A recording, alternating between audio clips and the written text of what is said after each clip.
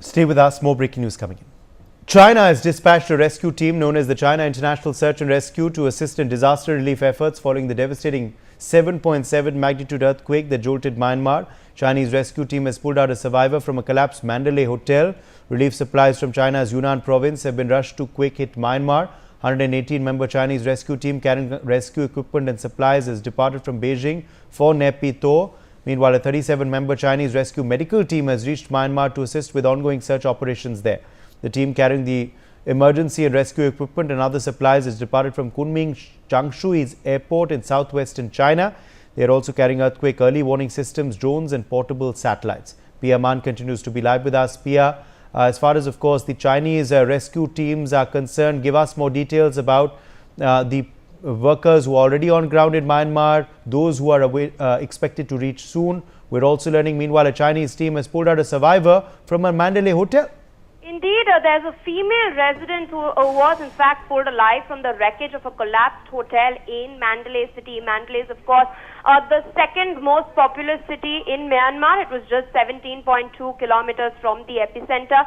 This was a 60-hour operation that had taken place where, of course, you can see these visuals where you can see the Chinese having pulled her out of the Great Wall Hotel's rubble. She's the first person to have been saved by the China Search and Rescue team since their arrival. She was found stable with vital signs.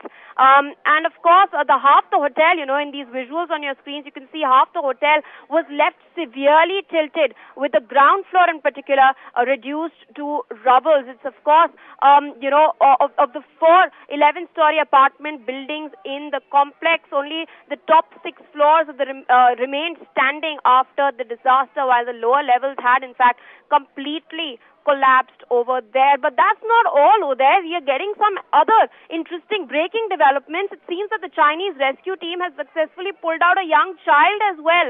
Now, this is the second person to have been rescued from the rubble of the Sky Villa condominium in Mandalay. So, yes, we are now getting breaking developments that it's not just a female rescuer pulled out from a hotel, but also a young child having been pulled out of the Sky Villa condominium.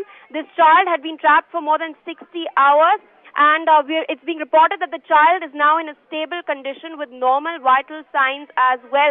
Remember, the Sky Villa condominium has remained a critical focus of the ongoing rescue efforts, with several more individuals believed to be trapped under the rubble. The Chinese rescuers are, of course, racing against time. We, of course, spoke about how exactly the 72-hour window, which is going to end this afternoon, is very critical. But Uday, before I give it back to you, of course, I want to point out a contrast as well. You were just speaking to Brian before this, and while Thailand has returned to normalcy, it seems that we're only getting more and more chilling visuals and chilling stories from Myanmar as time passes by.